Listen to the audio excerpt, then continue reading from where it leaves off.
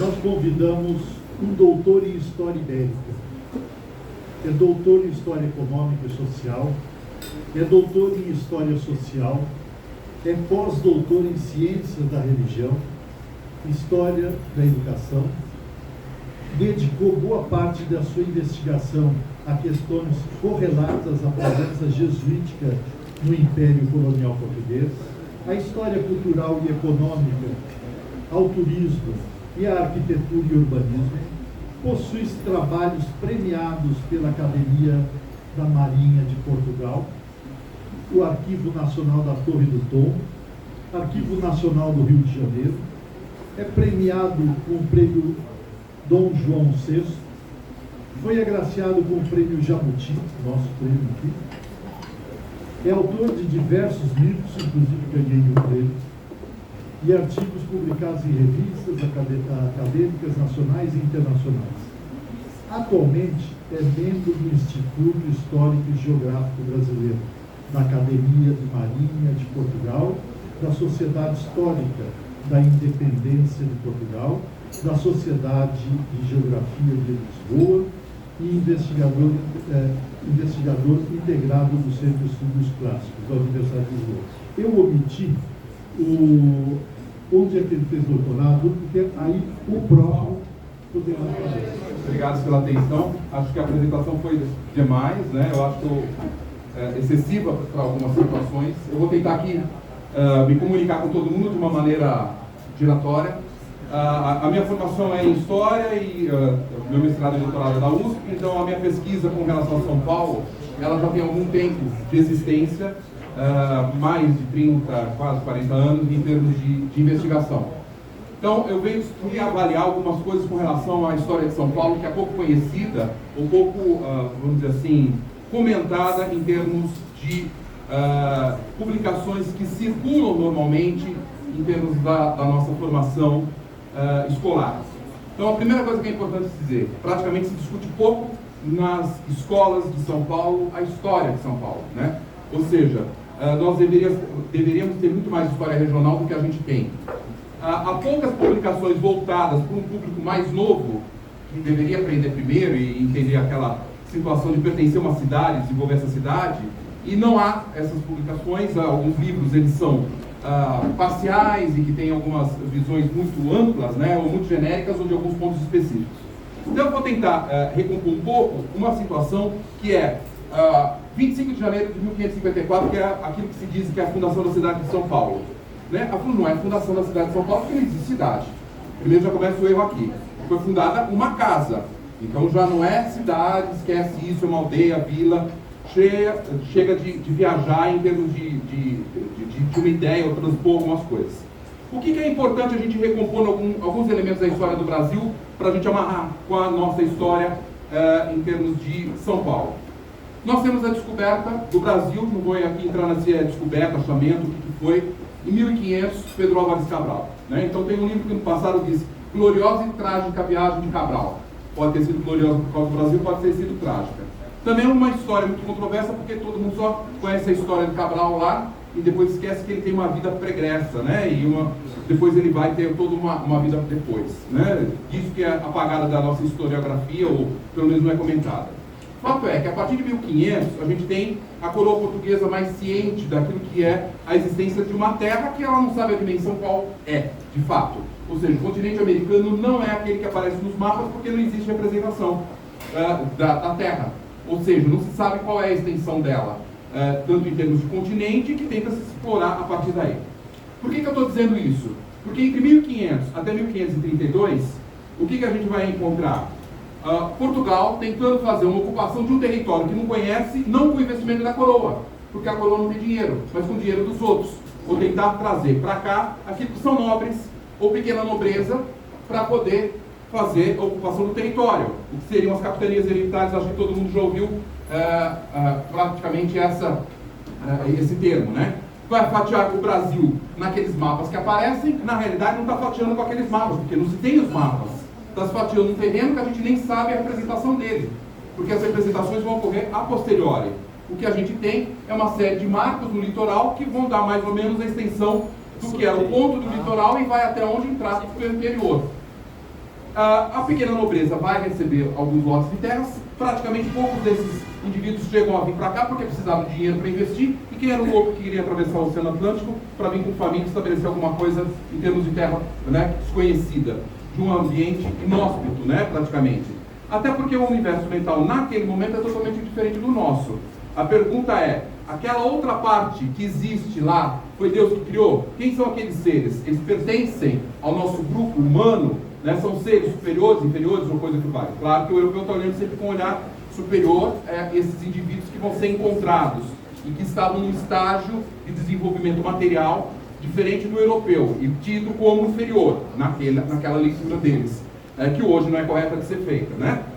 Então, o que a gente vai encontrar a partir daí? Duas experiências eu vou focar, principalmente do Martim Afonso de Souza, que virá para o litoral São Paulo, né? Martim Afonso de Souza, ele fora amigo de Dom João III, que era o rei de Portugal, tinha recursos, e ele vai, junto com o irmão, fazer uma viagem de reconhecimento do litoral brasileiro. Então há, entre 1502, 503 para frente, várias expedições que normalmente não se comentam, mas de reconhecimento do litoral, para se entender o que era o território, né, ou o que é a extensão do território, tentando chegar até aquilo que a gente chama Rio Grande do Sul, a região do Uruguai, ou a Bacia do Prata. Tanto que quem olha os mapas, vocês vão perceber que existe uma representação até avultada da bacia do Prata mais intensa.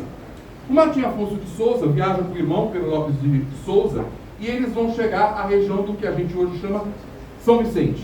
Ele vai assim, o primeiro núcleo, né, que a gente coloca, célula máter da nacionalidade brasileira, qual é? A Vila de São Vicente.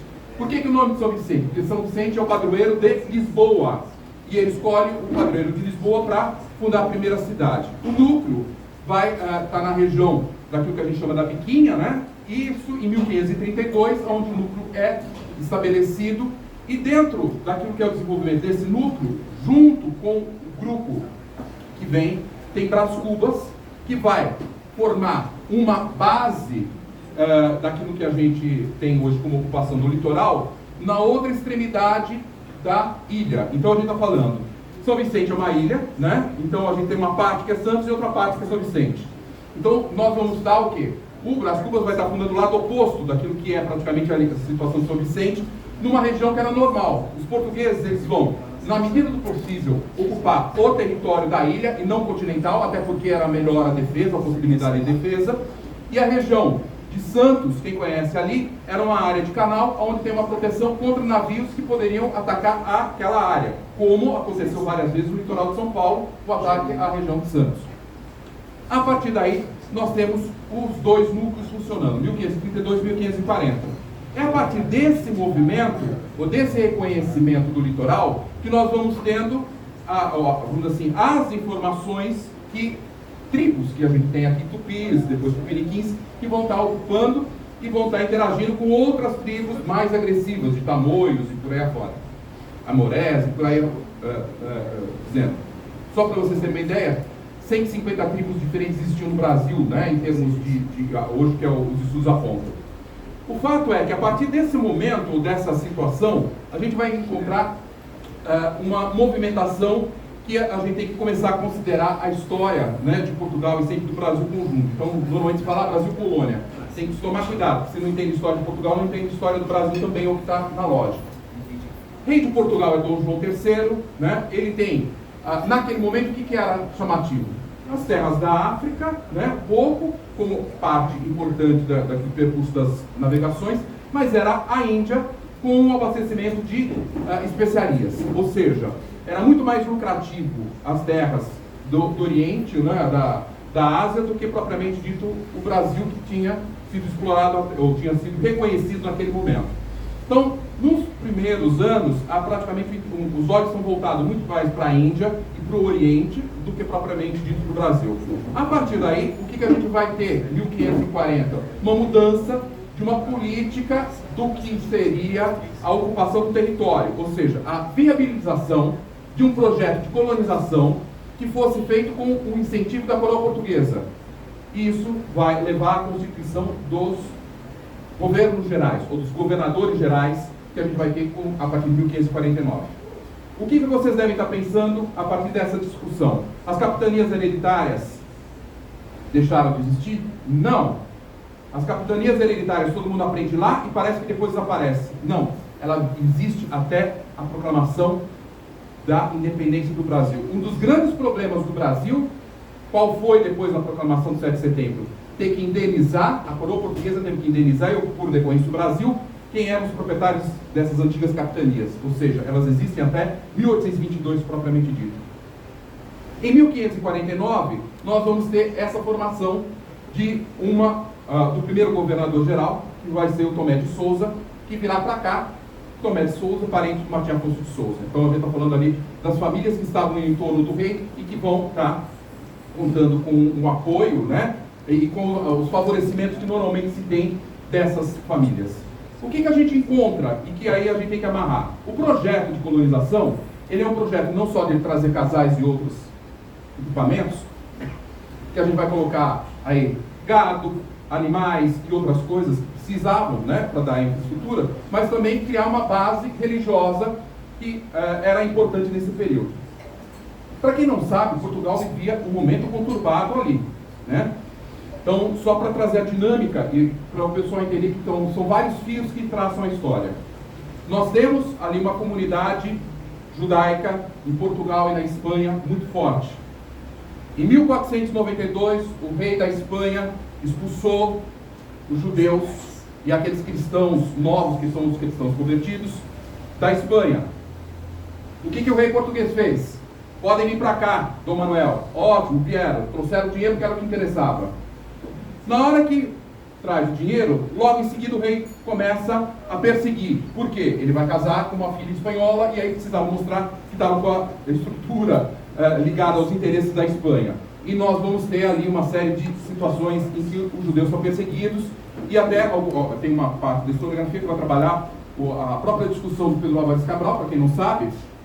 Ele não tinha uma experiência em termos de viagem e ele era proveniente de uma terra conhecida em Portugal, hoje chamada Belmonte, na região da Guarda, divisa com a Espanha, onde se encontra a maior comunidade judaica de Portugal naquele momento, né?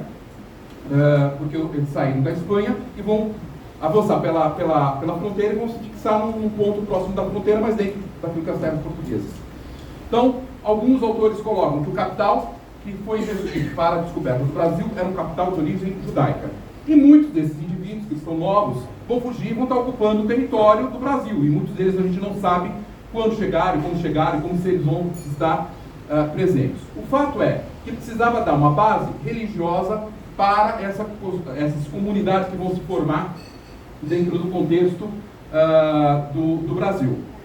Só que não havia efetivo religioso e também nem todo religioso estava predisposto a seguir para as terras desconhecidas. O que a gente vai ter ali e que acho que alguns de vocês já viram pela fala anterior? Existe uma figura de Santo Inácio de Loyola, que não é Santo Inácio nessa época, porque ele só vai ser canonizado depois, Inácio de Loyola Brandão, um jovem espanhol que vai ser um guerreiro, trabalha naqueles confrontos que ocorrem entre a Espanha e a França. Ele vai, para reduzir, ele acaba sendo ferido numa batalha, vai convalescer na sua cidade de Manresa, e ali ele tem uma espécie de visão que Cristo teria aparecido para ele ser, ao invés de lutar pelos homens, lutar pela fé cristã. E aí ele vai regimentar aquilo que é os soldados de Cristo. Ele é um jovem que já tem chegado à idade madura, vamos dizer assim, e que vai buscar sua formação, mas não na Espanha. Ele vai estudar em Paris, no Colégio de Santa Bárbara. Ali ele é o mais velho do grupo dos mais jovens que estão estudando. Por que eu estou fazendo essa ligação?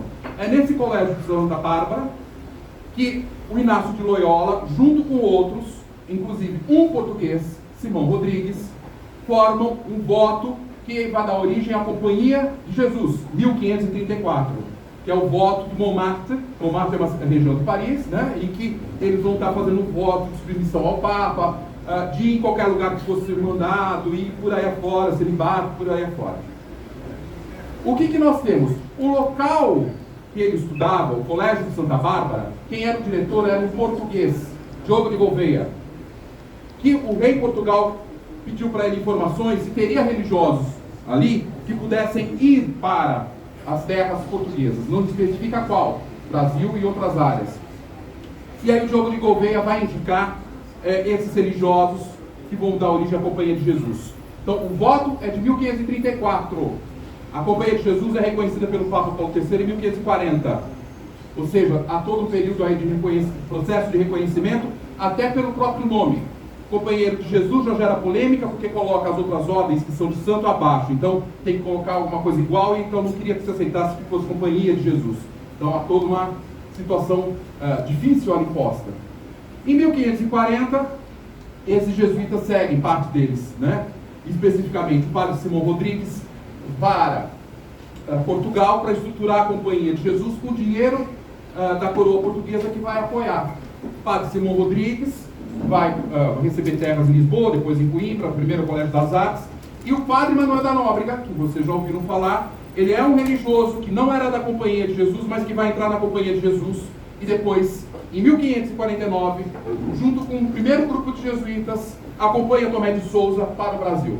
O objetivo deles qual era? Chegar na cidade de Salvador e estabelecer uma base para a catequização dos índios. E é isso que ele faz. Tá? Ou seja, em 1549, o local é o que ele está procurando, onde vai ser a região que ele funda no colégio, que é a Praça do Pelourinho, aquela parte que hoje é a Catedral da Salvador, propriamente dita área. A partir daí, nós temos a chegada de outras levas de jesuítas, 1550, 1552, e nessas novas levas, alguns deles vão descer em direção à região de Santos. Então, uma figura esquecida e apagada, e que é rememorada em um lugar que eu vou mencionar daqui a pouco, é um dos jesuítas que vem nessa segunda leva, que é o padre Manuel de Paiva, que é parente do João Ramalho, um homem que teria naufragado, que teria ficado no litoral de São Paulo e que vai se casar com a filha do índio de Piriçá, Patira, e vai estabelecer uma relação com Martim Afonso de Souza. Ou seja, quem viabiliza a ocupação do litoral é essa figura do João Ramalho, que não se sabe quando ele chegou, como ele chegou. Poderia ter sido por naufrágio, ter ficado por doença, por não querer prosseguir, porque as doenças de navegação são muito grandes ali, né? O escorbuto, né? A falta de vitamina C, a própria viagem era muito desgastante, então a gente está pensando de não se tem um roteiro adequado, os instrumentos não são os mais corretos, as embarcações nem sempre são seguras, são barris de biscoito com restos de fezes de animais, ou seja, toda a situação de má salubridade, né, e que normalmente causava grandes danos para a saúde daqueles que viajavam. João Ramalho está aqui no litoral de São Paulo, em São Vicente, e a gente sabe que o padre Manuel de Paiva está dentro desse referencial que vai dar a formação daquilo que seria o Colégio de Santos, né, na região ali onde tem as igrejas do Carmo, perto da Bolsa do Café, para quem conhece essa área. E é a partir daí que nós vamos tendo, 1550, 1551, 52, as informações que se tem em relação a essa região que a gente chama hoje São Paulo ou Piratininga. O fato é que João Ramalho, casado com a Batira e o Índio de Piriçá, tem vários filhos, vários parentes, as tribos estão distribuídas por várias regiões, né? Então, o que a gente tem como um fato que a gente já sabe? Já existia em 1552, provavelmente perto dessa data, uma ocupação do que a gente chama hoje de Santo André da Borda do Campo, né? Alguns área central ou não de Santo André. E já havia, em 53, uma área que era ocupada por tribos de Piratininga. Ou seja, quando, mais tarde, Nóbrega vem para cá, já existia algumas tribos misturadas com cristãos novos e cristãos velhos. Cristão velho já é cristão de longa data, cristão novo é convertido, que estavam aqui nessa região de Piratininga, mais ou menos o que a gente chamaria perto do Lago de São Bento hoje, né? O que a gente tem como uma atuação do Manuel da Nóbrega? Manuel da Nóbrega era uma das pessoas mais bem instruídas, uma boa formação na Faculdade de Direito Canônico da Universidade de Coimbra, visionário, sabia que o interesse da coroa portuguesa qual era? Dinheiro e ouro. Qual era a relação que se tinha? Nessa época já se tinha as informações que nas terras da América Espanhola tinha se encontrado ouro e prata, né? que é o que era o grande interesse. E na própria região do Piratininga já se tinha passagem de espanhóis, ou de pessoas ligadas à Espanha. Ou seja, a partir dessas notícias que chegam à Bahia, o Manuel da Nóbrega vai desejar descer para a capitania do sul, para a parte do sul, que ainda a região sul, e de uma maneira genérica, né? Fica em Santos e vai fazer uma subida em 53 para essa região de Piratininga. Piratininga, pirá é tinta, pirá é peixe, tininga, seco. Então, a região do peixe seco. Especificamente, qual é a região? A região do Parque Dom Pedro. Então, o Parque Dom Pedro, para quem não conhece, Tamanduateí, não é, o rio Tamanduateí é uma referência mais comum para nós, né? O curso dele não está no local onde que é o correto dele. Ele era na 25 de março, daí entender por que da ladeira Porto Geral. Então, a ladeira Porto Geral é porque você descia e ali era o rio. O rio foi retificado, foi afastado, porque ele serpenteava 7 voltas, e na realidade era mais voltas do que 7, e formava uma grande ilha, grandes ilhas, né? Então ali era um lugar de enchentes, né, normalmente. E o índio sabia disso, porque o índio nessa época não vai pescar com anzol, ele vai pescar, está conversando com o Paulo, com uma planta que ele entorpecia o peixe, que é chamada timbó. Então você macera essa planta, joga na água, o peixe ficava meio zonzinho, e aí ficava mais fácil de pescar. Quando se tem as enchentes, o que a gente tem? Os peixes saem do curso do rio, vêm para fora, formam lagoas, né, volta para o curso, a água vai secando e os peixes vão ficar ali mais fáceis de aprisionar. O que a gente tem? O peixe, que eles vão, porque o índio só come peixe fresco, então eles não vão armazenar, né, não vão guardar por longos períodos. O peixe que ele não consumia ficava ali, normalmente o peixe seco, vai vir a formiga e daí o tamanduá. Então, daí o tamanduateí em termos da lógica. Então, isso tudo já em termos de Piratininga. A região de Piratininga, ou o termo Piratininga, é anterior a São Paulo. O fato é que o Manuel da Nóbrega, isso, qual é a base que eu estou utilizando? Os jesuítas se destacam das outras ordens religiosas porque eles escrevem tudo. Eles têm documentos disso. O Padre Manuel da Nóbrega, como outros religiosos, escreveram muito, como o Leonardo Nunes, o Padre Anchieta, e o Padre Manuel da Nóbrega, ele diz, nós subimos a serra, subindo de Gatinha, tal, a serra de Paranapiacaba, vai chegar a parte de Piratininga, e ele vai, o quê? Avançar pelo rio Tamanduateí, que a gente chama hoje, o rio Anhembi, que a gente chama Tietê, por causa das aves de Anhambu, que é um tipo de uma perdiz pequena, e ele vai avançar até a região de Maniçoba, região de Itu. Então, como Manuel da Nóbrega, você tem uma situação de ir para o interior, ele não estava indo só por uma questão do que a gente fala de fazer catequização. Existia um fato bem claro: o litoral não era produtivo, não dava para se plantar mandioca, não se dava para plantar a cana. Depois disso, o Matias Afonso de Souza tem o primeiro engenho lá, São Jorge dos Erasmos. Quem abastecia o litoral? Eram as terras do Planalto. A farinha de mandioca descia da parte alta para a parte baixa. Então, o Manuel da Nóbrega quer conhecer essa região. Mas ele também quer conhecer o que se falava numa tradição oral, que era o caminho do Peabiru, ou seja, um caminho dos Incas que teria existido entre a região que a gente vive e que leva aquilo que seriam as minas de Potosí ou coisa que o vale, né? Ou seja, o traçado desse caminho já se tentou fazer de vários locais, mas de fato existia talvez uma trilha indígena que fizesse essa interligação por meio de terra e por meio de via fluvial de uma maneira geral. O que a gente vai encontrar aí? Ele viaja e ele escreve uma carta em 29 de agosto de 1553 dizendo que ele vai em Maniçoba e que ele vai voltar, em Tu hoje, e que ele vai voltar para uma região e ele vai escolher a área que hoje a gente entende como a do pátio do colégio. Ou seja, ali era um local bom porque tinha o peixe que estava ali fácil de pegar, água potável, porque ali a gente tem uma área, uma certa proteção, porque do outro lado você tinha o Anhangabaú, o córrego do Anhangabaú, que era formado pelas águas da Avenida Paulista do Caaguaçu. Então, Aguaçu é água em grande quantidade, chovia em grande quantidade, tinha as fontes de toda essa área da Paulista, descia por aquele vale, né? Os índios, Anhangá é espírito ruim, negativo, Baú, depressão, né? ali eram onde os locais que eles acreditavam que tem concentração de força negativa, né? O Anhangabaú, né? Em termos de termo, e que fazia uma proteção, já que esse córrego que existia é o que a gente chama hoje a Avenida Prestes Maia, e que depois virava para a região daquilo que a gente chama Carlos de Souza Nazaré.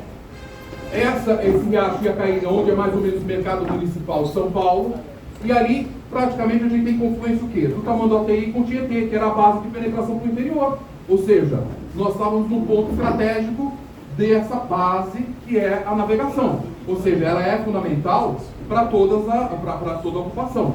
A gente não pode pensar que é só trilhas, a gente tem uma parte do trajeto é toda ela feita por via fluvial. Até a entrada de São Paulo, que uma das mais antigas é a entrada da Tabatinguera. Então nem era a ladeira que a gente chama General Carneiro, né? Era a ladeira da Tabatinguera, onde tem ali uma parte do Parque Dom Pedro, onde você subia, pegava a rua da Roberto Simons, a rua da Igreja de Nossa Senhora da Boa Morte, para ir para o pátio do colégio, ali que era a entrada propriamente dita da aldeia.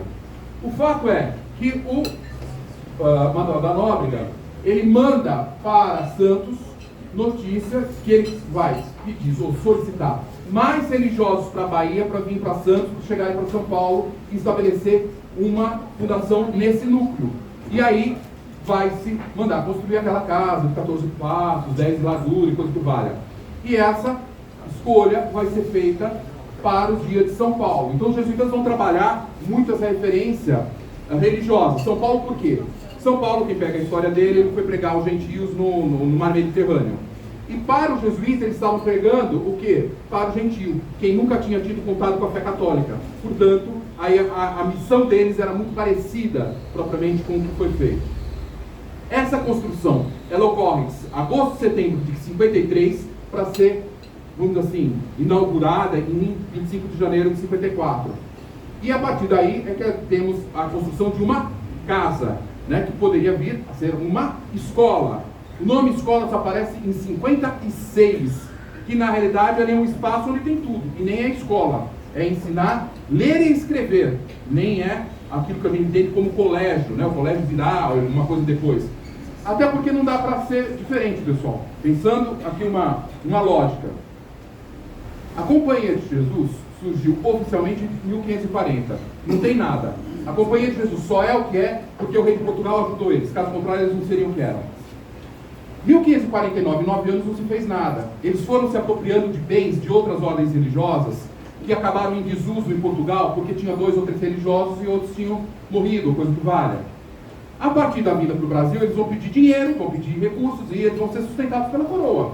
Ou seja, no Brasil havia aquilo que a gente chama de padroado. Ou seja, os religiosos são funcionários do rei e fazem aquilo que está dentro de uma lógica de ocupação e colonização do rei. Então, isso já é uma dificuldade. Só que, como toda ordem religiosa, a Companhia de Jesus não é um paraíso. No próprio momento inicial, o Simão Rodrigues, que era um dos fundadores, ele é colocado de lado e já há brigas internas. Ou seja, tudo isso está se estruturando em Portugal, na província portuguesa, né? Então tem os jesuítas que vão para a Espanha, depois os jesuítas que ficam na França, cada um deles forma uma província que se submete a cada um dos reis. Então a portuguesa é que vai nos interessar. O que a gente tem nesse período? Os jesuítas ainda estão discutindo qual é o modelo de educação que eles vão querer. Portanto, não tem um colégio, não tem um formato próprio, fechado e tal. Então, praticamente é um amadorismo e tentava se passar aquilo que era o essencial de uma cultura cristã e que muitas vezes com recurso, porque não está ensinando nem a escrever direito, porque não se tem os recursos para tanto. Não se tem papel, né? Eu penso as dificuldades que se tem para essa situação. Então, a partir daí, o que a gente vai ter? Essa ocupação. O fato é, todo mundo simpatiza muito os jesuítas que chegaram ali. Mas esquece que tem uma população que estava ali também e que vai compartilhando e que vai construindo essa cidade. São eles que são os agentes, grandes propulsores desse movimento. Quem são? Índios, tribos que estão coligadas ao índio de Biriçá ou não, que eram, vamos dizer assim, em termos de materiais, menos agressivos, mais amistosos, né? E que vão permitindo esse tipo de construção e muitas vezes também com aquilo que era o jugo, a captura, o aprisionamento e trabalho escravo. Então, praticamente, o que a gente vai ter é essa população se formando aí nesse patamar central a partir de 1554. O que os jesuítas fazem que é importante em termos de estrutura? A articulação, depois que o padre Manuel da Nóbrega volta para a Bahia, ele vai pedir para o Tomé de Souza, que nem conhecia o que estava acontecendo aqui, nem sabia o que era propriamente as terras, para juntar com aquilo que era a região de Santo André com a área de São Paulo. Ou seja, o que os jesuítas conseguem? A transferência daqueles habitantes que estavam na borda do campo para o núcleo, para adensar o núcleo ali em torno da casa. Então, a partir de 1560, nós temos aquilo que a gente chama as atas da Câmara de São Paulo, ou seja, a comunidade se reunindo para discutir os seus problemas, o que seria uma Câmara Municipal propriamente dito, seguindo as leis do que era possível aplicar nesse universo. Agora, a pergunta que talvez da chamada, né? O que a coroa portuguesa estava olhando para tudo isso? São Paulo? Nada, pessoal, não tem nada. O rei de Portugal estava preocupado com São Paulo? Não estava nem, né? O que foi, não tem preocupação. A preocupação do Dom João III era muito mais com a família do que propriamente com o império que ele precisava garantir, né? O que está acontecendo em 54? Dom João III, para quem não sabe, ele é casado com Dona Catarina de Áustria, e aí ele vai ter um filho herdeiro, que é o João Manuel, e pelas ligações vai aí o casamento dele ser feito com uma princesa de Espanha. Os dois na puberdade, tem 16, 17 anos o rapaz, né? E a moça também, a Joana de Áustria. O que acontece? Ele engravidou a moça, né? A esposa, ele seria o príncipe, portanto herdeiro da coroa portuguesa. Ele morre 2 de janeiro, e o filho dele vai nascer 22 de janeiro, que é o que talvez alguns conheçam como Dom Sebastião. Isso está acontecendo em 1554. Então o rei e a rainha estavam preocupados. Em Portugal, se quer saber o que estava acontecendo aqui, vieram saber muito depois, né, o que estava acontecendo. Qual era o grande peso? Era a morte do herdeiro. Porque era o único filho que existia e, portanto, aquele neto passa a ser a salvação da coroa portuguesa. Ou seja, aquilo precisa ser mantido. E a grande articulação aí, quem é que fica com ele? Porque aqui eu estou simplificando. A mãe é espanhola, o pai é português. O que é feito? O rei da Espanha vai pedir para a filha retornar, porque ele também, o Dom Sebastião, seria herdeiro da coroa de Espanha, e o Dom João III fica com o neto, junto com a mulher, criando esse neto até ele falecer, né? O fato é que essa mãe dá luz em 22 de janeiro de 54, 3 dias depois da fundação de São Paulo. Em maio de 54 ela vai para a Espanha e nunca mais vê o filho. Ela nunca mais teve. O fato é que dentro toda essa negociação, o que a gente vai ter? Troca de favores da Companhia de Jesus. A Companhia de Jesus vai ser uma das grandes beneficiárias também da Espanha. A dona Joana da Áustria vai ser aí uma grande favorecedora, e ela vai ser a única mulher que entrou disfarçada na Companhia de Jesus, passou como um membro da Companhia de Jesus. Um nome estranho. Então, daí para vocês seguirem como como as ordens religiosas cresciam, se desenvolviam em função dos jogos de interesse que se tem. O fato é que, a partir de 1560, São Paulo vai crescendo, ou aquilo que é uma aldeia vai crescendo, nem é chamado de vila. O nome vila aparece em 1711, para depois ter a referência de cidade, e nós vamos tendo um núcleo sendo adensado. Todo esse movimento vai sendo o quê? Qual é a preocupação? Em fazer uma cerca, uma paliçada no entorno da cidade, da vila, né? da aldeia, para proteger. Então, quando a gente olha para a Câmara, para as atas da Câmara, o que a gente vê? A cerca está furada, precisa disso, vamos ter que construir isso, vamos ter que construir aquilo. A própria casa da Câmara, né, vai ter que ser construída. 1570 a gente tem registros disso. A casa da cadeia, né, porque a casa da Câmara é em cima e a cadeia era embaixo. Ou seja, já tem rituais que se tenta controlar. E dentro desse movimento, o que é a grande dificuldade? A sobrevivência. Então, as cartas jesuítas, o próprio padre de Anchieta, que tem pouca presença, né, em São Paulo, ele fica pouco tempo aqui, todo mundo valoriza muito ele, e praticamente ele não tem uma atuação intensa, é um registro dele mais em outros locais. Lembrando que o padre José de Anchieta, ele não é padre na época que São Paulo, a casa é inaugurada, né? A casa é inaugurada com a missa do padre Manuel de Paiva, não foi o padre Manuel da Nóbrega que celebrou. Então, se vocês já foram ao Museu do Ipiranga e olharam atentamente o que tem no Museu do Ipiranga, que aquela construção foi feita pelo Afonso Scagnoli Toné, quando montou o Museu do Ipiranga, passando pela porta principal, hoje tem o elevador, mas subindo, vocês vão ver que tem o Índio Tibiriçá, Dom João III, e na parte superior tem uma referência ao padre Manuel de Paiva. Não é o Nóbrega que faz a celebração e não é o Anchieta, né? E a partir dessa movimentação daí, é que a gente vai tendo o que a gente diz ocupação de uma terra e que precisou se adaptar. Penúria, pense o seguinte: subir a Serra do Mar, que não tem Anchieta e não tem imigrantes, é de gatinha, cada um dos caminhos. Depois vai ser feito o caminho do Padre Anchieta, que vai ser alguma coisa lembra Anchieta, que não é bem esse traçado, mas havia um outro caminho que vão para Mogi e coisas do Vale. Subida e descida de animais que vão ter que ser trazidos para cá, né, no área de uma maneira geral, porque cavalos ainda são poucos. E tem que se ter uma transformação alimentar muito grande. Por quê? Como é que eu vou comer? Vou comer carne de macaco, vou comer uns bichinhos chamados de arroio. Eles vão mostrando quais eram as adaptações que eles tiveram que fazer para sobreviver numa terra, para comer as mesmas coisas que eram dos indígenas. Pense que é até interessante o quê? Como é que eu vou explicar para um europeu como é o tamanduá? Então eles vão fazer uma associação: olha, o tamanduá parece um boi, mas não é um boi, é diferente, né? Ou seja, então, muitas vezes o imaginário europeu cria uma figura totalmente diferente, absurda, daquilo que é a imagem, que você vai criando um processo de aproximação. Eu sempre brinco aqui para chamar a atenção, até para ver como quero olhar o Anchieta. Ele vai falar assim: olha, bicho preguiça, que mulheres, vou fazer um parênteses, é o Anchieta, não sou eu. Olha, vocês querem perceber um bicho preguiça, que é chamado Aigui? É como se fosse uma mulher. Ou seja, o Anchieta vê o bicho preguiça lento, vagaroso, tal, como uma figura feminina, ou como um estereótipo de feminino que se tem, daquilo que o religioso via. O Anchieta é uma figura controversa, porque ele nasce nas Canárias.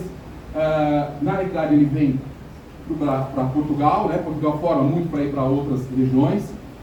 E a Companhia de Jesus, ela já tem uma estratégia interessante, que é assim: para você convencer as pessoas e tal diante, é importante que você tenha uma boa imagem. A Companhia de Jesus tem que ter uma boa estampa. Então, o padre bonito tem que ficar na frente, tem que ocupar as coisas. E o feio, que é o caso do Anchieta, que já era doente, o irmão manda para os lugares longe, manda para as terras tropicais, né? Ou seja, os bons ficam na Europa, e que a gente vai perceber, isso é claro. Então, pelos estudos que eu faço, eu tenho um trabalho com jesuítas no Oriente, a formação intelectual dos jesuítas que vão para o Oriente é totalmente diferente dos jesuítas que vêm para cá. Ou seja, a gente teve um Vieira, a gente teve o Anchieta, né? E outros que tiveram instância, são um pouco menos conhecidos, mas a quantidade de pessoas, padres matemáticos que vão para a China, porque o tipo de discussão com essas civilizações é diferente do que é com os indígenas. Então é mais ou menos para cá qualquer coisa serve. E aí o Anchieta vem com as dificuldades e as habilidades que ele tem, e depois praticamente ao final da vida ele é mais ligado ao Espírito Santo, né? E a região da Vila do Espírito Santo. E a cidade vai se desenvolvendo a partir daí.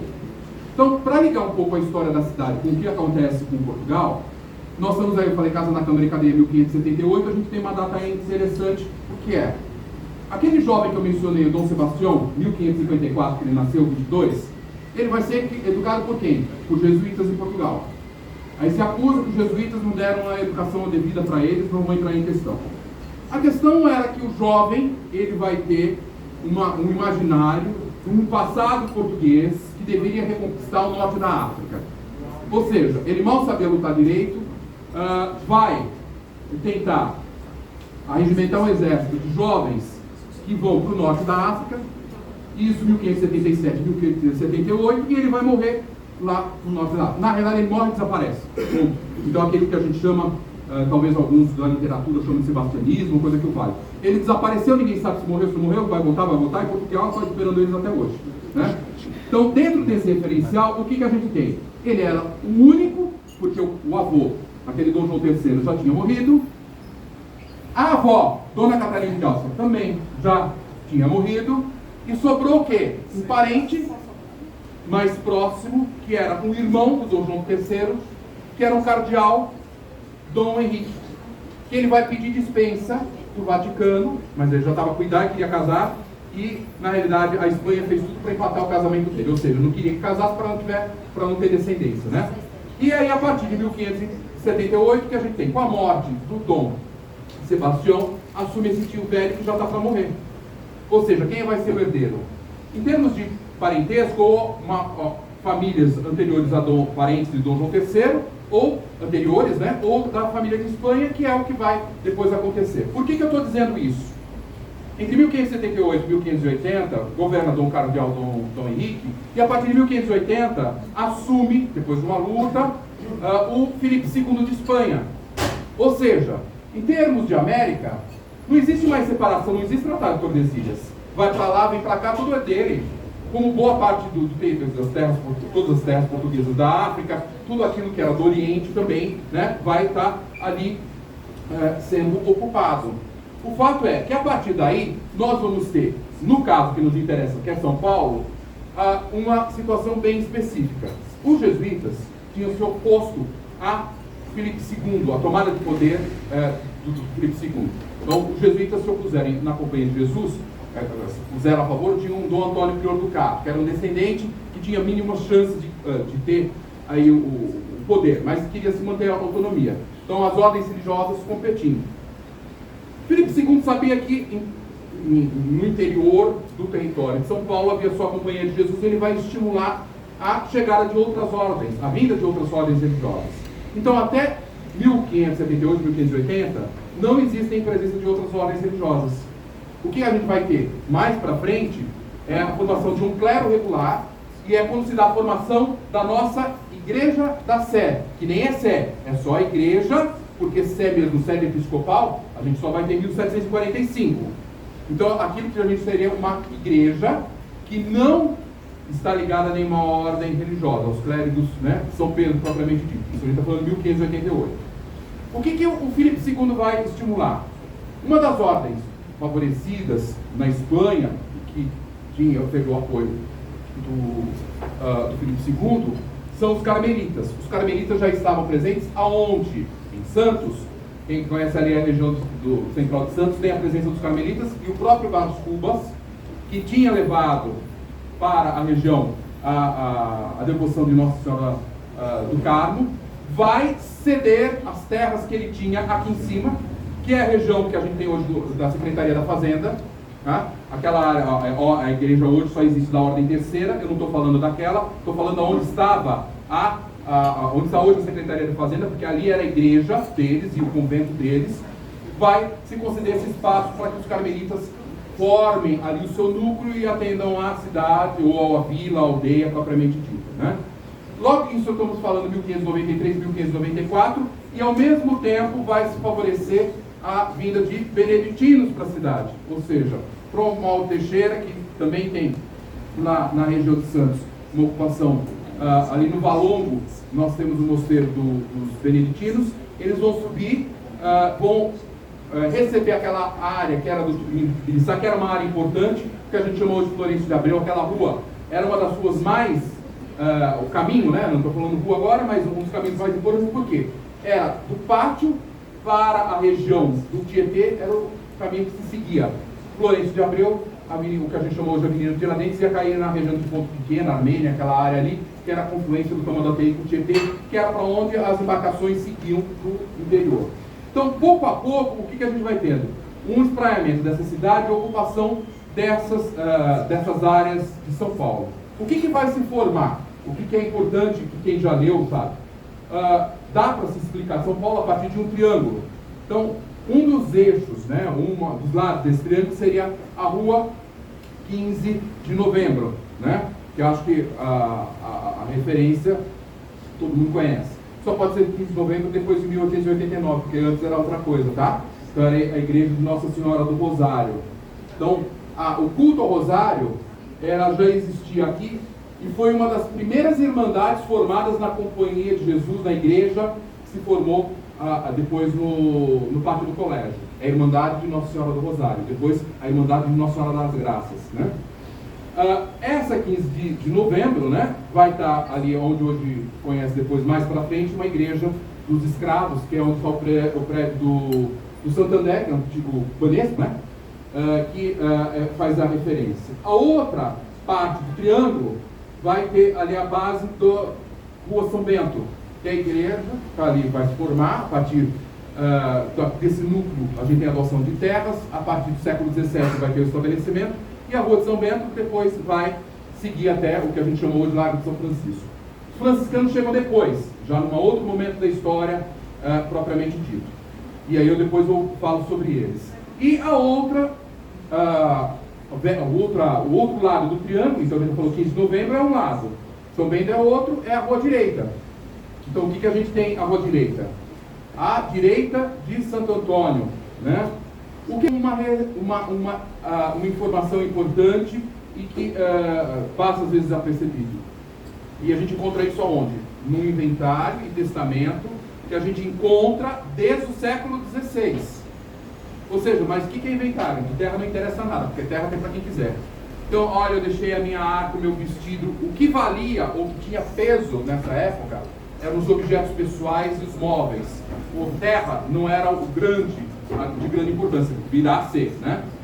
O que a gente sabe? Que uma devota deixou por uma capela de Santo Antônio, onde hoje é o Largo do Patriarca, onde está a igreja de Santo Antônio, bens para a constituição e ampliação dessa capela. É essa capela que depois os franciscanos vão herdar ou vão ocupar a partir de 1640. O fato é que essa rua direita, quem sai à direita de Santo Antônio, vai para onde? Para a igreja, que depois vai estar sendo construída a partir de 1588, que é a igreja da Céu, que a gente chama Céu hoje, propriamente dita. Então, é em torno desse triângulo que tem uma ocupação da cidade. E fica praticamente até o século XVIII, começo do século XIX, muito concentrado nessa região. E aí a gente tem os caminhos de saída e entrada da cidade. Então, esqueçam o viaduto do Chá, não estamos falando do viaduto do Chá. Outra coisa importante, esqueçam o viaduto da Boa Vista. Então, o pátio do colégio, aquela área do pátio do colégio, você tinha uma integração com o centro vindo pela 15 de novembro, né? Aquela área da 15 de novembro, que era onde se tinha a venda de mercadorias e a própria ladeira Porto Geral. Nessa circuito, o que a gente tem? Lembrando, sempre a circulação sendo feita por parte fluvial, e a partir da via terrestre, a gente tem uma das saídas da cidade de São Paulo, indo para a região da Paulista, que é o caminho da Avenida Liberdade, ou seja, que vai dar para os altos do Caraguaçu, que era uma das entradas para o sertão, né? A gente tem uma outra saída que saía pela lateral da igreja de São Bento, descia o Anhangabaú e seguia para a Praça da República, e depois para o caminho de Pinheiros, né? Aquela região que vem para cá, né? Que era uma das aldeias. Então, para quem não sabe, os jesuítas vão se trabalhar não só com a aldeia de São Paulo, mas tem a ideia de Jeribatiba, que é aqui em Pinheiros, a aldeia de Imbu, a aldeia de São Miguel, a aldeia de Carapicuíba. Então a gente vai tendo uma série de aldeias nesse entorno próximo de São Paulo. Mas vamos ter terras, por exemplo, mais longe. São José dos Campos era a terra dos jesuítas também, ou seja, um bairro, praticamente toda a região de Santana e Mandaqui era da propriedade dos jesuítas, ou seja, era comum que as ordens religiosas tivessem grandes propriedades para manterem aquilo que eram as suas atividades e os seus membros. Então elas tinham atividades comerciais e negociavam de maneira comum. Então os beneditinos, você tem eles tendo as terras de São Caetano. Então São Caetano, quem conhece a referência, muito conhecido por cerâmica, né? Tem um bairro chamado Bairro da Cerâmica. Quem vai desenvolver a parte da cerâmica em São Caetano são os beneditinos, que abastecem boa parte de São Paulo, gente, mais para frente, né? Porque até então a gente está falando de uma cidade que é feita de palha, barro, e olhe lá quando tem fundação, né? De taipa, literalmente. Então, quando a gente olha para a documentação e vai ver um pouco a cadeia de São Paulo, a cadeia de Só sempre o ladrão fugindo. Por quê? Todo mundo consegue fugir, né? Fazer um buraco na parede consegue. O que tem a diferença é que a trama interna de treliça, né, que normalmente é feita de bambu amarrado com cipó, ela é mais fechada para que eles não consigam fugir. Mas normalmente você tem aí de barro essa facilidade. E também essa fluidez né, que a sociedade desse período prende, mas solta, as leis correm frouxas quanto mais para o interior se está. Ou seja, as zonas de litoral são mais controladas do que as zonas de sertão. Por isso que São Paulo, com esse grau de independência, acabou tendo essa movimentação dos bandeirantes. O fato que nesse movimento todo, os jesuítas não são as pessoas mais queridas aqui dentro de São Paulo. Aliás, são odiadas. Então, o que a gente vai ter? A partir do século XVII, o que eles vão pleitear? Os jesuítas queriam ter o exclusivismo daquilo que seria o controle sobre os índios, para poder protegê-los daquilo que chamavam os brancos, que aprisionavam e forçavam o trabalho. E a partir dessa movimentação, eles tentam conseguir leis que venham a fazer aquilo que eles desejavam a seu favor. O que acaba acontecendo? Isso vai contra os interesses da população, que para ganhar alguma coisa precisa ter exploração do trabalho escravo para poder crescer e poder ter os seus recursos.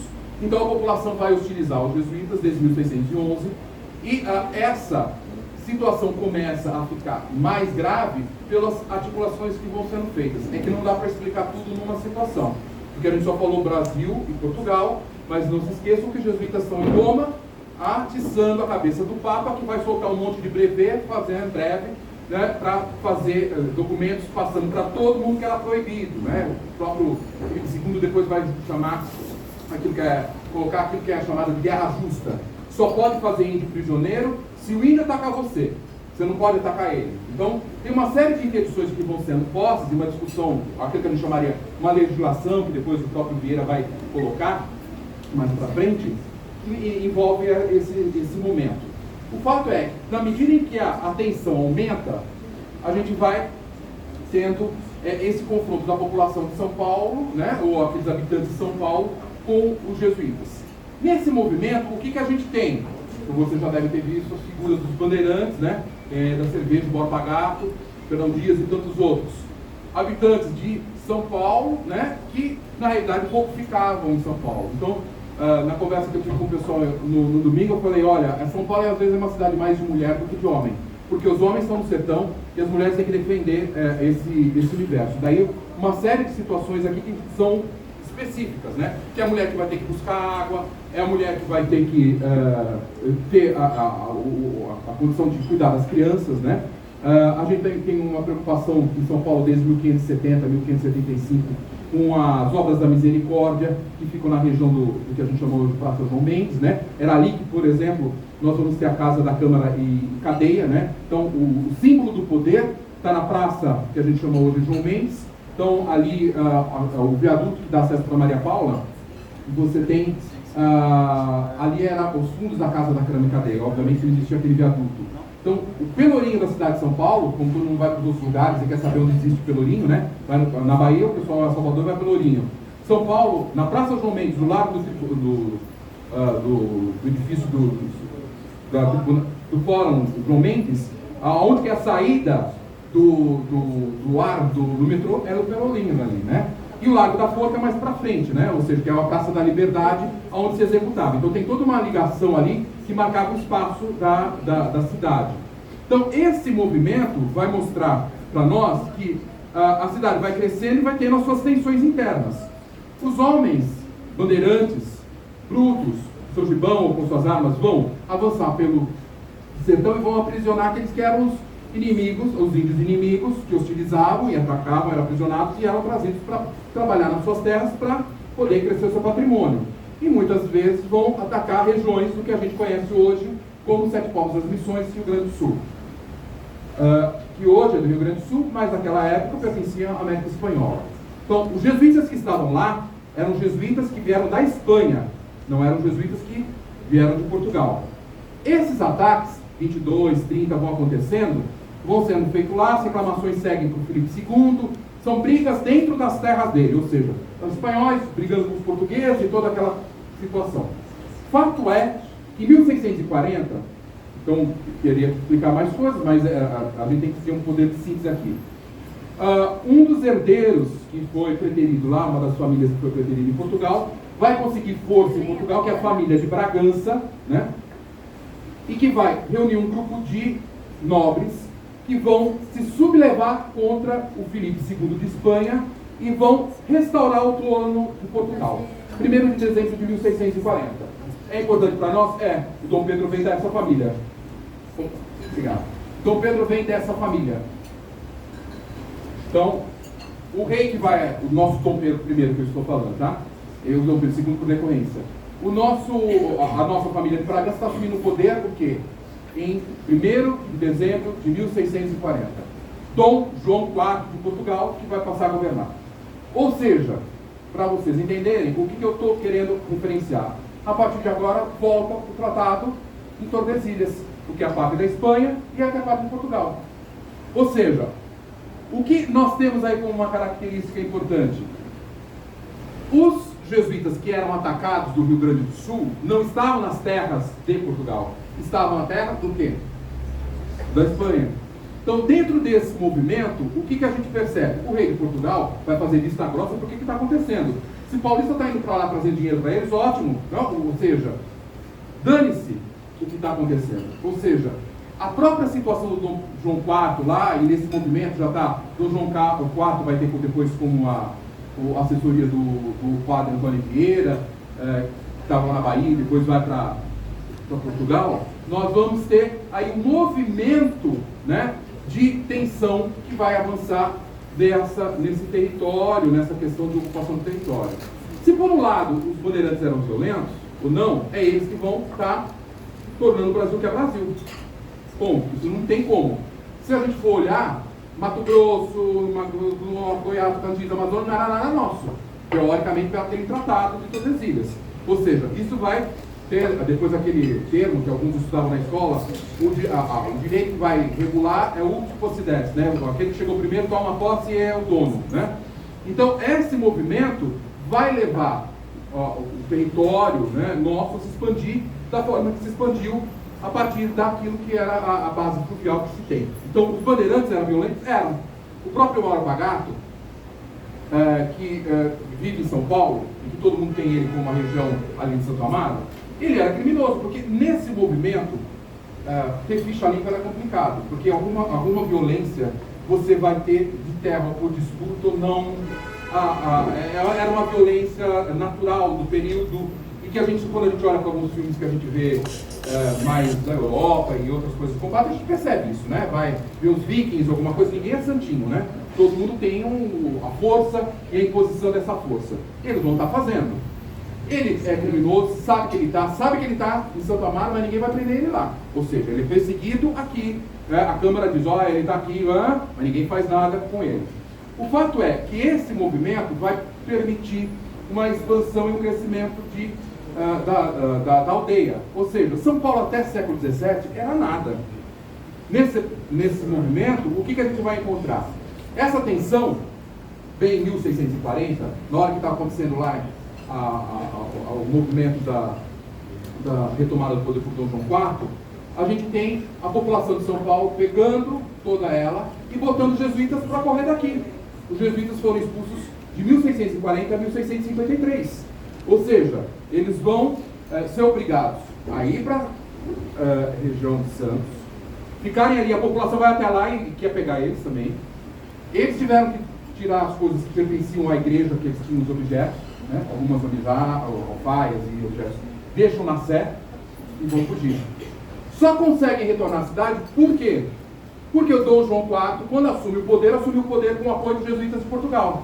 Ou seja, ele vai tentar, pelo o que a gente chamaria hoje de network, conseguir, né, aquilo que seja a negociação de um descendente de um governador do Brasil, que foi Mendes Sá, o Salvador Correia de Sá, que vem para a região, tenta negociar em Santos a retomada dos jesuítas para a área de São Paulo, e a partir daí nós vamos ter a reentrada dos jesuítas em 1653, uma outra dinâmica. Eles vão ser, até há tentativas de expulsão dos jesuítas, 1680, depois 1690, várias perseguições que se tem. Ou seja, existe ali um problema de tensão grave, né, que a gente possa dizer. E a cidade cresce a partir a vila, né, ou a aldeia vai crescendo até os achamentos de ouro no final do século XVII, 1690, 92.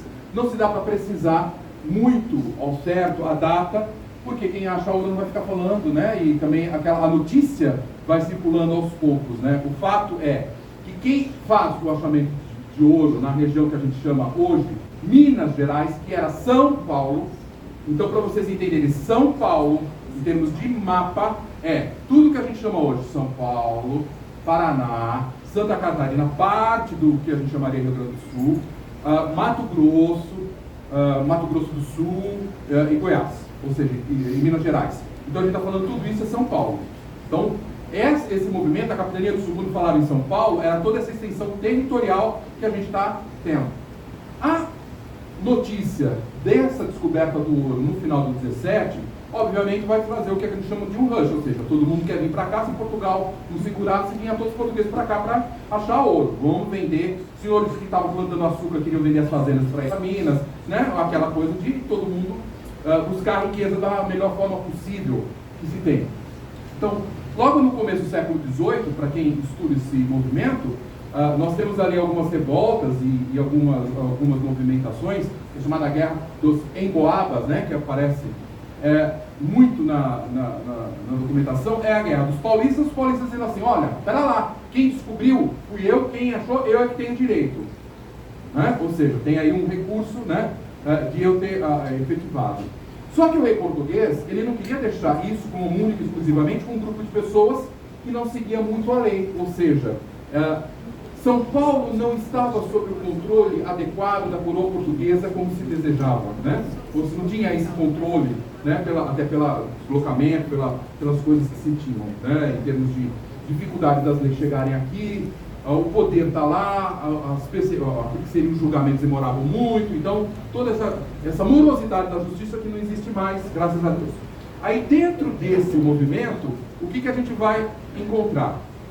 Que são exploradores que querem ganhar dinheiro, muitos deles proprietários de fazenda, de açúcar, que vêm das regiões de Nordeste, eu estou falando aqui Pernambuco, que era o maior núcleo, Bahia, e que vão atacar, Emboaba aqueles que vêm de fora. E que nesse confronto com os paulistas acabam tendo o ganho, né, e até com a aprovação um pouco do rei de Portugal, porque para o rei de Portugal, quanto mais exploração tivesse, quem tivesse mais recursos para explorar, melhor seria para ele para a situação de cobrança de impostos. Até porque nesse momento ainda não está definido a cobrança daquilo que virá a ser chamado o quinto, né? O quinto dos infernos, né? A cobrança do quinta parte do ouro que se dá em 1720. O fato é que dessa tensão do começo do século XVIII, o rei vai tentar compensar a mudança daquilo que é São Paulo para a vila. Já nós tínhamos tido uma modificação do status de São Paulo, daquilo que a gente chama aldeia de São Paulo, como sede da capitania. Então, até 1683, qual era a sede da capitania de São Paulo? Era Santos. A partir de 1683 é que passou a ser São Paulo a sede da capitania. E a partir de 1711 passa a ser a Vila de São Paulo propriamente dita. Ou seja, uma situação de postura municipal mais elaborada, mais estruturada propriamente dita. Então, era uma forma de compensação e praticamente São Paulo, que continua com a exploração e esse ouro vai abastecer, e praticamente esse desenvolvimento que a gente vai ter na cidade, parque ou não, vai ser em função dessa exploração do ouro. O que São Paulo vai ter? Vai ganhar em cima daquilo que é a exploração do abastecimento das Minas Gerais. Então tem ouro lá, mas não tem o que comer. Então você quer comprar? Então você vai ter que pagar 20, 50 vezes o que eu quero. Ou seja, o comércio de abastecimento das minas vai levar a São Paulo a se enriquecer. Então eu estava conversando com o senhor, que eu já não me lembro onde que está, não estou conseguindo ver aqui, do Souza Queiroz. Ah, está aqui, está tão perto que não vejo. Né? Ali tem uma das figuras importantes, o Brigadeiro Luiz Antônio, né? que eu comentava, normalmente comento com os alunos, né? Brigadeiro Luiz Antônio, é Luiz Antônio de Souza Queiroz. Ele, pela família Souza Queiroz, ele vai trabalhar com muares. Então, o que a gente trabalhar com muar não era uma coisa digna. Se é o transporte, a gente está falando de caminhoneiro, seria caminhão hoje, praticamente, né? O transporte de uma maneira geral. Porque ser rico e ser nobre é ter terra. Então, qualquer outra coisa não vale a pena. Né? Ou seja, uma das coisas que é mal vistas, de uma maneira geral, no Rio de Janeiro e em outras partes, Eu estou falando do Rio de Janeiro porque o comércio de escravos é maior lá e na Bahia. Então você ser um comerciante que faz o tráfico de escravos, você é uma pessoa, entre aspas, suja. E uma forma de você se limpar é você transformar o teu capital, que vem do escravo, comprando terras. Então há um enobrecimento e a cobrança de títulos a partir daquilo que é o patrimônio fundiário, né? E aí esse desenvolvimento ele é importante, né, para pensar um pouco como que é a mentalidade do período. São Paulo vai crescendo nesse movimento ou nessa situação de século XVIII, com o desenvolvimento das Minas Gerais, o melhoramento das casas. Normalmente São Paulo, bem diferente até do Rio, o Rio vai ficar um pouco melhor no final do século XVIII. São Paulo, casas de um único andar, não tem casas assobradadas, né, que eram um pouco comuns, né. As casas, elas têm, boa parte delas o quê? O que a gente chama de charabe, a treliça, né? Ou seja, a treliça é para a mulher olhar quem está fora, mas ela não ser vista, então tem todas as práticas. A indumentária feminina era coberta dos pés à cabeça, ou seja, ela não poderia ser uma pessoa amostrada, a mulher tinha que ser recatada, né? Então tem toda uma situação, né? Os móveis praticamente não existiam, né? A gente tem poucas pessoas para fazerem móveis, os móveis eram caros, as terras de chão batido, dormia-se na rede, os balaios que circulavam para lá e para cá, e aí quem fazia os transportes, as mercadorias vinham de fora para cá, né? Não para abastecer Minas Gerais, mas muitas coisas vinham de Portugal, Lisboa e outras áreas, né, do território que vem para abastecer. Então a cidade vai sendo forjada um pouco nessa movimentação de um crescimento espontâneo. O que a gente vai ter? O pátio do colégio vai tendo uma igreja, na realidade a casinha que se construiu, logo ela depois é remontada, faz uma construção de uma igreja em 56 e vai se formar uma igreja. Depois nós vamos ter mais 3 para 4 construções antes dela ser demolida, porque o que vocês têm aí, né, vocês sabem que aquilo é pura ficção, aquela imaginação não existe, né, não era a igreja. Então ela passou por 4 fases de construção. A igreja de São Bento, ela vai, que não é essa que a gente tem, né? Essa daí é construída no começo do século XX. Era uma igreja que lembra a igreja do Pátio do Colégio, a igreja de São Francisco, e vai estar também passando por remodelações até ela ser demolida, né? Nesse movimento de crescimento da cidade, no século XVII, o que vão chegar aqui? Os franciscanos, que era uma das ordens religiosas que a gente tem, das mais antigas. Os franciscanos vêm na primeira viagem, né, do Cabral, Frei Henrique Coimbra, mas eles não se estabelecem em São Paulo. Eles vêm para São Paulo em 1640, eles vão receber a capela de Santo Antônio, que Santo Antônio é franciscano, né? Santo Antônio de Lisboa, mas é o mesmo de Pádua, né? Ele nasce em Lisboa, e acabam tendo o que em termos de percepção? Aquela área do que hoje é o viaduto do Chá, o estudo mostra, depois o pessoal mais para frente, que ali tem uma situação de golpes de vento que eram pouco favoráveis às moradias. Então, tendo essa situação, eles preferiram pedir um lote de terra que vai ser a região que a gente chama Largo de São Francisco. A gente está falando a igreja azul que a gente tem lá, né, a principal, que é a igreja de ordem primeira, né? Eu não sei para quem está familiarizado, ordem primeira, ou a igreja normal, que é formada por religiosos e que são conduzidas pelos religiosos da ordem, então pelos franciscanos. Nós temos a de ordem segunda, que é de religiosas femininas, né? E de ordem terceira, que são leigos, que podem formar a igreja, manter a igreja, e que aí as suas irmandades vão manter essa situação. Então, quem já teve a oportunidade de ver ali no Largo São Francisco, tem 2 igrejas.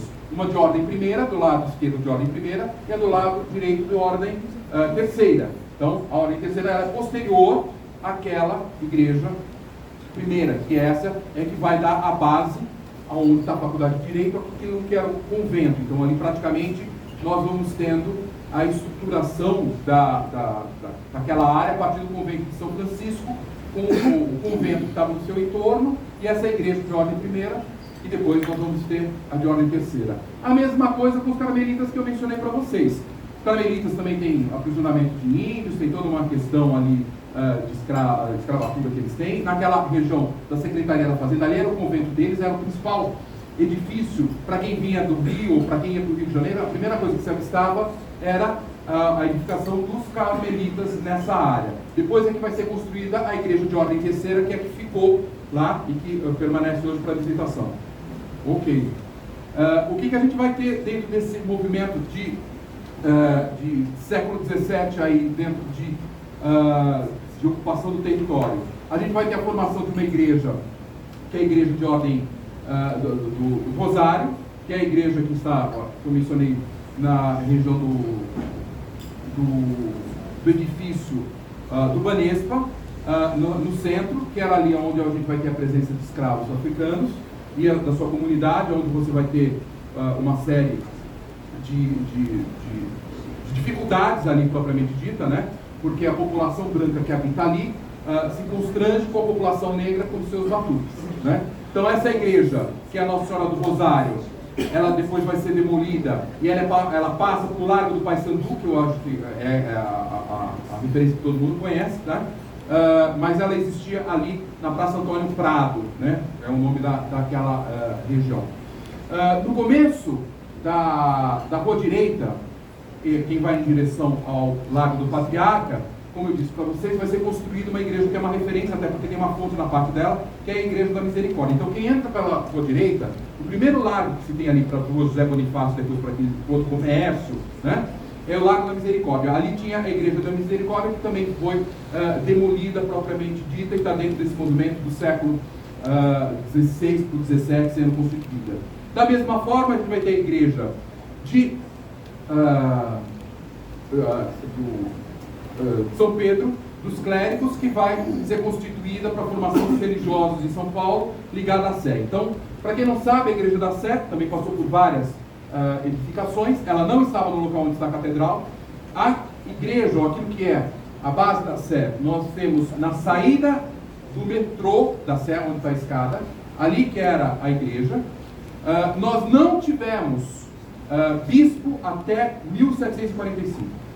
O primeiro bispo de São Paulo só veio depois que a cidade já era vila, já tinha ganhado um status, já tinha importância, e ele é criado num conjunto com Mariana também, nessa mesma época. 1745, ele toma posse em 1746, Dom Bernardo Rodrigues Nogueira, que logo que chega, depois vem a falecer, depois é sepultado no pátio do colégio. Até porque a igreja da Sé, aba desaba, a igreja da Sé é aquela que está sempre em demolição e sempre mal construída, né? Dá para perceber todos os erros possíveis, até a construção da catedral. Ela só vai ser demolida, essa construção que eu estou falando, que estava no antigo larguinho, né, ali da Sé, em 1911, quando vai começar a construção da catedral que nós conhecemos hoje. E praticamente essa área como um todo vai tendo aí um desenvolvimento maior. O que a gente vai ter aí como uma característica para ir caminhando para o encerramento? Os jesuítas, já que o fio condutor foi um pouco jesuítas, os jesuítas são expulsos de Portugal em 1759. Ou seja, eles são expulsos aqui em 1760 em diante, né? Praticamente há um vazio aí na cidade. Eles são expulsos por quê? Há uma série de ingerências que eles fazem lá, então eu não vou entrar muito em detalhes. O poder excessivo que os jesuítas tinham, as críticas que se fazia, eles estariam envolvidos, ou pelo menos o Marquês de Pombal, o famoso Marquês de Pombal, que tinha sido aluno dos jesuítas e sabia como eles articulavam bastante. Os jesuítas teriam participado com algumas famílias de um atentado contra o rei, quando o rei visitava uma amante, e uma das pessoas envolvidas nisso era o marido da mulher, né? que estava sendo traído. Então, toda uma conspiração que a gente nunca sabe ao certo se foi verdade ou não, que o Marquês de Pombal tentou ocultar, mas o que ele faz? Inimigo é inimigo, vamos matar todo mundo, corta a cabeça de todo mundo, e aí vai a Inquisição, inclusive da própria amante, né? A Távola perdeu a cabeça, né? A Marquesa de Távola também vai ter esse movimento. E lá em Lisboa tem até uma igreja que marca o local onde foi a execução do atentado contra o rei, a Igreja da Memória. Memória é esse atentado.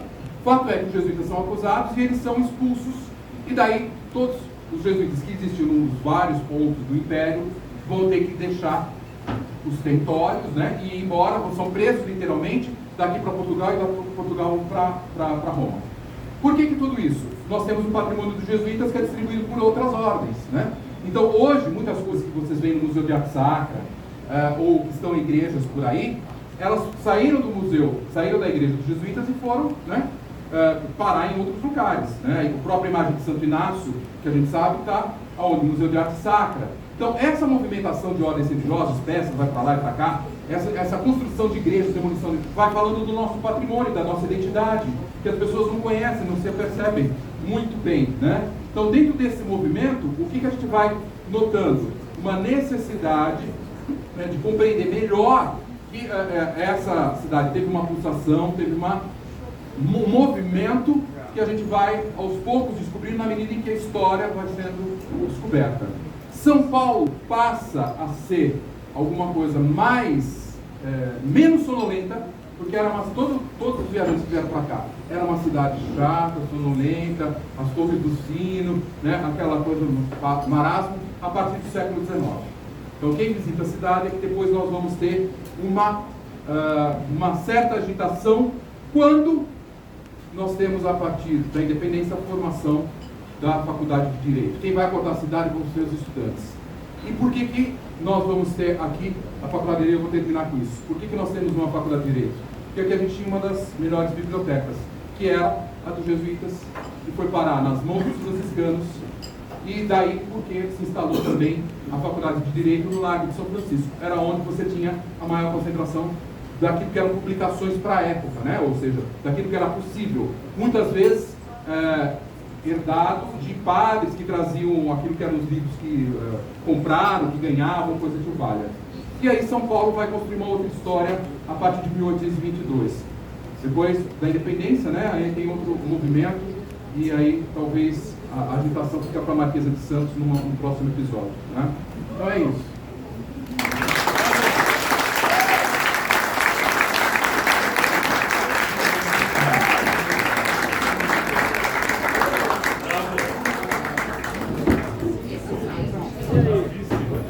Agora nós vamos ter abertura para perguntas.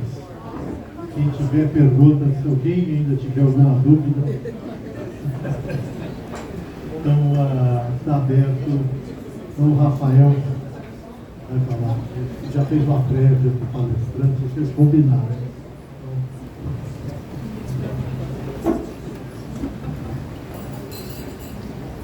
Doutor Paulo, parabéns, excelente a palestra.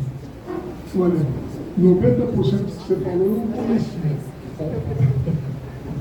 Eu queria só deixar uma lembrança aqui para quem quiser informações.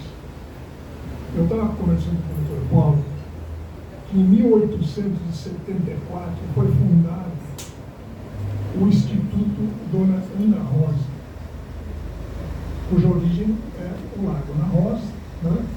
Era uma senhora da sociedade que deixou dinheiro para os pobres.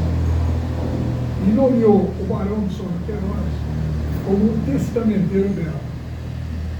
E no testamento, ela queria que o dinheiro fosse para os pobres. Só que ele reuniu os familiares e falou o seguinte: se nós dermos o dinheiro para os pobres, eles vão continuar pobres. Vamos construir um colégio, uma escola, pegar todos os menores carentes da cidade de São Paulo. Naquela época, São Paulo tinha 30 mil habitantes. E vamos fazer a escola. E deram a essa escola o nome de Instituto Ana Rosa, que foi a doadora original daquele quinhão. Quem quiser saber alguma coisa sobre a história de São Paulo, é só dar uma olhada no Instituto Ana Rosa. Posso aproveitar o gancho para falar uma coisinha, já que A palavra é sua. Qual é o grande problema? Em 1759, os jesuítas são expulsos e mal bem eles tinham algum tipo de formação ali, né? Que davam. A partir daí não tem nada, a gente não fala de sistema de ensino. Pombal, que manda eles embora, vai ter que criar um sistema de educação que não dá certo nem em Portugal, é a Escola dos Nobres, que era para uma gente. Então, praticamente, nós vamos adentrar o século XIX sem ter um sistema de escola, alguma coisa. O que nós vamos ter é depois uma tentativa, uma estruturação no lado da Igreja da Sé, né, ali no centro, uma formação de um núcleo para essa formação, e depois uma preocupação muito grande, que era formar um religioso, que é a construção do seminário, porque como é que vai ter religioso para trabalhar se estiver no Brasil? E aí a formação do seminário São Cristóvão, lá na Avenida Tiradentes, em frente à estação da Luz, né? Então, essa educação ela ficou menosprezada. O problema que a gente vai ter do nosso sistema de ensino. Tem a faculdade de Direito, mas a gente não tem ensino básico. Ou seja, a gente começou por cima, mas não tinha infraestrutura, né? Para dar aquilo que seria a escola do Beabá, uma coisa que eu faço. Perguntas? Acho que foi esclarecedora o tema. Aqui tem alguém que quer fazer uma pergunta? Normalmente os alunos têm medo quando a gente vai perguntar na prova, por isso que eles não perguntam para a gente, porque eles nem sabem fazer perguntas às vezes, né? Mas... Uma pergunta, os jesuítas do Rio, né, e os que vieram depois, tiveram um retorno para São Paulo? Jesuítas, nós temos um grupo que vai para o Rio, porque não, mas eles foram expulsos. São Paulo eles vão para Santos. Depois eles migram para o núcleo que eles têm no Rio de Janeiro. Mas eles regressam em 1653 para São Paulo. Há uma tentativa de 1680 e pouco de expulsão que não ocorre, mas há essa movimentação em 1580, 1680 e 1690 que vem até os jesuítas para acalmar essa situação. E aí eles são expulsos em 1759 do Brasil, todos os lugares, de Portugal também. A Companhia de Jesus tem a supressão em 1773, boa parte do mundo, na Rússia não, né? Tem alguns lugares que eles falam protegidos, e depois ela retoma, volta a ser aprovada pelo Papa em 1814. Sim, mas aí os jesuítas já é uma outra, é um outro detalhe. Aí tem a ver com talvez o pessoal do YouTube, né? Os jesuítas, quando em 1814 tem toda uma situação de eles serem aprovados, voltarem, eles estavam tentando entrar pelo Brasil, pela região do Recife. O que acontece? Eu vou ter que entrar em alguns detalhes. 1822, independência do Brasil. Começa-se a negociação da independência do Brasil. A independência do Brasil só é reconhecida em 29 de agosto de 1825. Quando está nessa tramitação, em Portugal morre o Dom João VI, que tinha um filho, além do Dom Pedro, que é o Dom Miguel, que já tinha dado um golpe nele e tentou tomar o poder. Então, a partir desse movimento, ou dessa estrutura, o que a gente tem para ver com os jesuítas? Os jesuítas se posicionaram do lado do Dom Miguel contra Dom Pedro. Tá? Então, de certa forma, eles são impedidos de voltar para cá. E há uma visão negativa deles. Quando os jesuítas vão entrar para cá, depois, eles não vêm pela região norte, não vêm por Portugal, eles vêm pelo sul e pela região da Argentina para a região de Santa Catarina, e depois eles vão subindo no final do século 1870, e eles vão para onde? Para Itu. Eles vão o quê?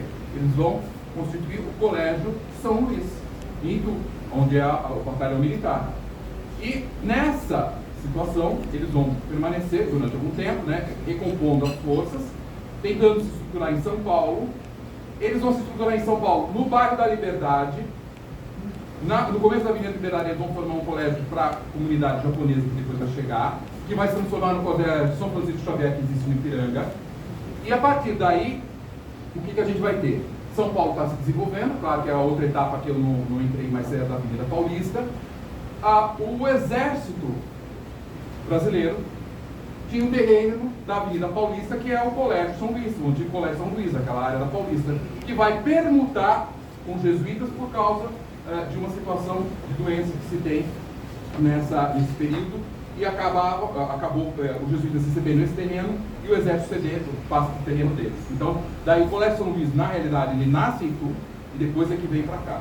Lembrando que Itu era onde estavam elitos os senhores do café, né, que era, assim, era lá e cá, né, ou seja, tem casa lá, casa aqui, então é toda uma dinâmica, né, tanto que a República mesmo, em 1870 e pouco, 76, é articulada a partir da Convenção de Itu. Muito bem. Mais alguém? Mais alguma dúvida? Eu aqui. Quem está na frente de novo? Mário Novo. Como foi sendo sendo criado esse ódio que apareceu pelos jesuítas? Na verdade, minha pergunta é duas. Os jesuítas que vinham para cá tinham menos instrução dos que iam para fora. Quer dizer, tem alguma relação eles irem sendo odiados aqui com isso? O que cada área dos jesuítas é uma situação diferente. Só uma coisa, aqui presente tem muito ex-aluno de Jesus. Eu sei que gera controvérsia. O que acontece? Na medida em que os jesuítas já nascem numa polêmica, ou seja, eu já chamei a atenção para a publicação do Companheiro de Jesus. Né? O Companheiro de Jesus já coloca um estado acima do outro, o pessoal já briga com eles. E a partir do momento que eles vão tendo a penetração junto ao rei A, B ou C, e essa situação acaba gerando também uma inveja, uma série de situações. Obviamente que os favorecimentos, e aí dentro da dinâmica, acaba tendo uma série de problemas. O fato é, por exemplo, no caso do Oriente, os jesuítas, tem lá o Francisco Xavier, que tenta ir para a Índia, ele não consegue chegar até um ponto do Oriente, mas ele morre no naufrágio, ele não chega a entrar. Quem entra na China pela primeira vez é o padre Mateo Witt junto com o Diego de Pantoja. Eles é que vão abrir as portas de Pequim. Ou seja, a primeira vez que os jesuítas, o religioso, chegam a Pequim. O que eles percebem lá? Que o tipo de religião que está lá, o confucionismo, o taoísmo, tem uma outra dinâmica, uma outra estruturação e precisa de um diálogo muito mais estruturado, muito mais reflexivo do que se tem. Tanto que se você for estudar a parte do Oriente, os jesuítas são acusados de lá eles assumirem uma postura assim, ou seja, eles se vestiam como mandarins, tinham uma certa postura para poder ter a penetração que eles queriam. Porque eles vão discutir e eles vão crescer em função do quê? Dos estudos astronômicos e da matemática, coisa que não foi precisa aqui.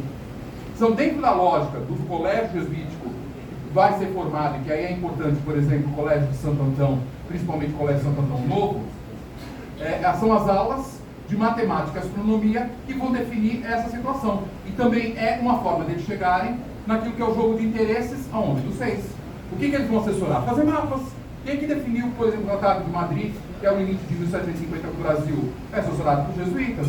Ou seja, tem um cabedal intelectual diferenciado. E tem aqueles que são menos providos intelectualmente.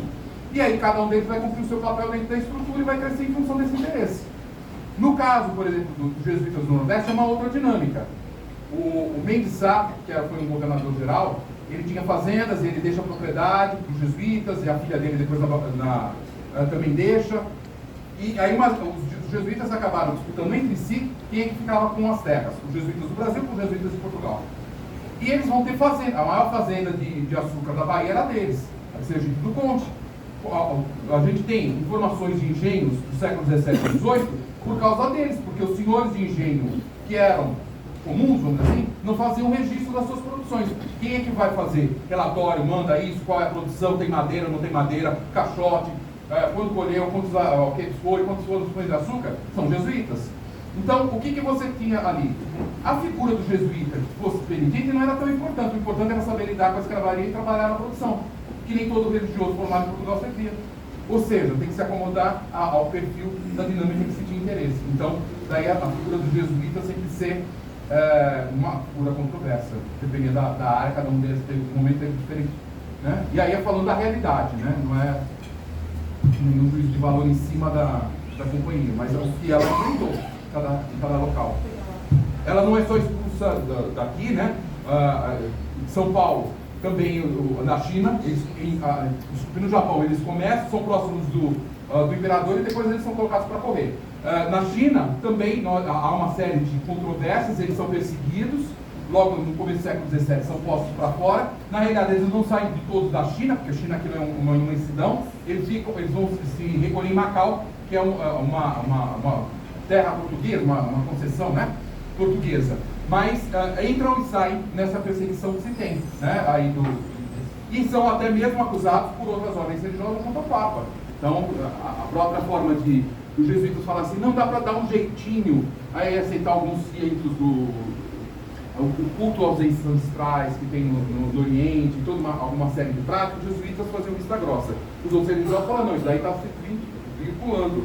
Então o Papa vai intervir e vai ter ações mais enérgicas. Então tem não é só o Brasil, estou tentando ver, tem outras controvérsias, né, até que é chamado Controvérsias dos Ciclos Chineses, dos jesuítas estarem nessa discussão e dialogando em brigas sérias, intelectualmente falando, brigas sérias, com textos e produção intelectual argumentando isso. Teremos uma última pergunta e é do lado de cá agora. Opa, lado de cá. Opa.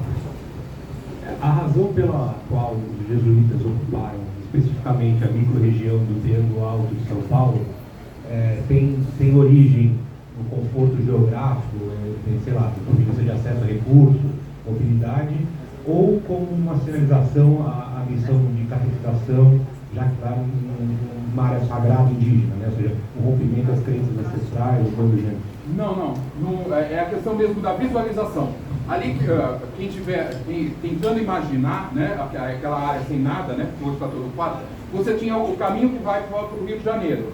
Então você, passando ali, você pega o que a gente chamaria a Avenida Celso Garcia e vem na ladeira do Carmo. Você tinha do outro lado o Anhangabaú. Então você tinha uma situação de defesa muito importante para poder ter um núcleo que não era grande, mas defensável. E a questão do abastecimento de água, que era o mais importante nesse local. E a questão da rede fluvial não pode ser esquecida, né? Que é esse movimento. É isso que dá a base para eles, né? Os rituais dos índios, eu diria que, pegando as cartas, vão dando os problemas que eles têm, de nascimento com as crianças, no fundo, eles estão pouco preocupados com essa situação.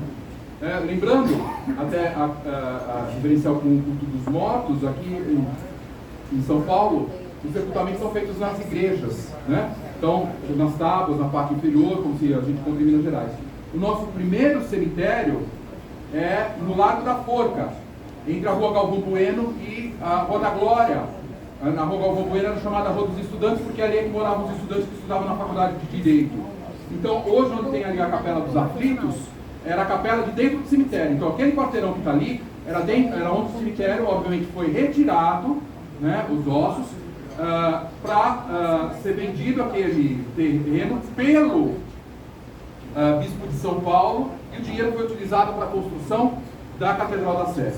E aí, a partir de 1850, a gente vai ter uns cemitérios bem longe do centro da cidade, que era para evitar, já tem toda uma noção de higiene, lá na Consolação, né, que é o cemitério da Consolação, depois do Araçá, e para os pobres, depois do Brás, né, porque o cemitério do Brás era no Lago da Concórdia, e depois, quem sabe, quem conhece é o pessoal da Quarta Parada, né, por que o cemitério da Brás chama o cemitério Quarta Parada, né, e o pessoal chama, oficialmente é Brás.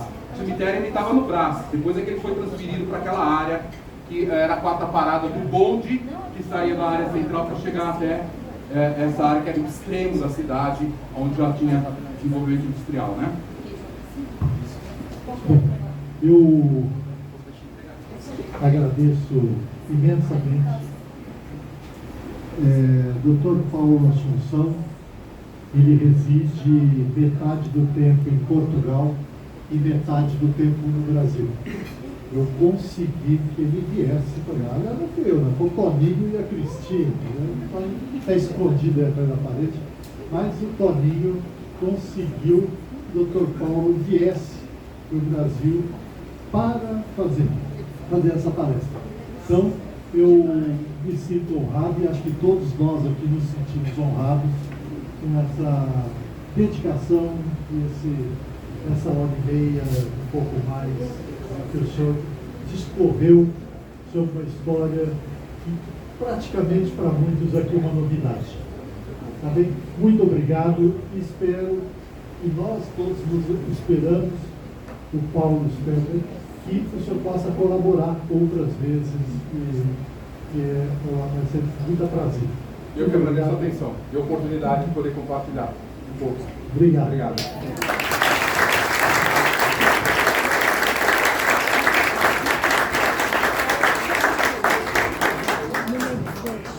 Agora é o outro Paulo. O Paulo que é o dono do negócio aqui. Paulo Ribas. Paulo, você faz as pernas. Gente, muito obrigado. Antes de terminar, eu queria dar uma pequena lembrancinha para você, pedir para a Isabela, espero que ele ouça. Bom, obrigado. Agradeço assim. Agradeço.